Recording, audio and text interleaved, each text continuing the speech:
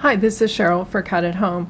Today I want to show you a really cute square box. It's made with a die that you've seen before, that square box die by Sizzix and Eileen Hull. This time I've dressed it up somewhat, adding a knob and feet to it rather than those cupcake boxes that you saw me make a couple of weeks ago. Again, single use. I don't expect it to last much past the cupcake, but this one I'm preparing as if it could sit on a dresser or something like that and add a decorative feature. So pretty much the same construction. You can go back and review that video from the cupcake boxes from Valentine's Day if you have questions. I'm going to cut my two pieces for my box. First thing I'm going to do here is I'm going to select a paint that coordinates with my background paper because I don't really want the chipboard to show through so much at the edges and at the seams. I want it to look more like the paper that I have to be in those tones.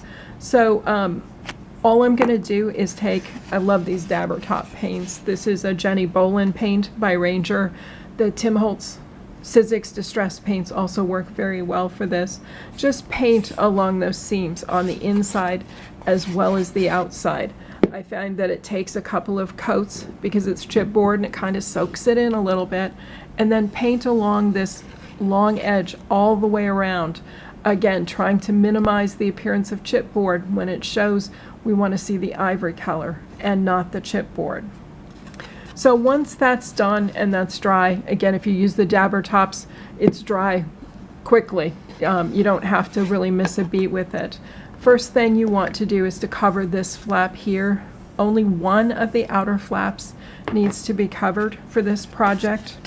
To do that, I'm going to take a small piece of the paper for my outside cover that's 3 1/4 inches long. I'm going to lay it along the edge and I'm going to fold it over with the edge of the flap. Then I can take it and I can put some score tape on the inside and adhere that here to cover that flap.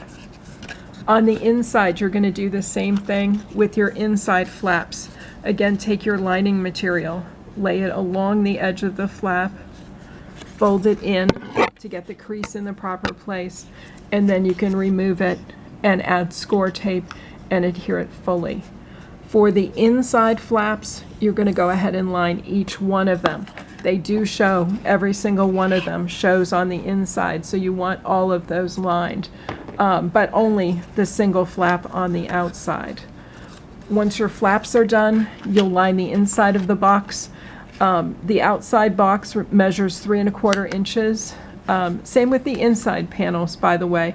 I just want to cut them a little bit smaller because when the chipboard folds in, there's a little excess there. And if it's not cut a little smaller, then it can cause the liner to bow up and to fold at the edges and create kind of a mess. So that's what you want to do for your lining. Again, fully line all 6 panels and the flaps before you assemble your box. It will be so much easier. Then once your box is assembled, you can begin adding the outer pieces and that sort of thing. So again, same simple, easy peasy construction. Here we're just adding some nice finishing touches to make sure our box has that prettier view. We'll add the knob. This is one of the Tim Holtz Ideology Curio knobs. You have several choices in that package as to what to use. And then I've added some beads to the bottom to add a foot to the box.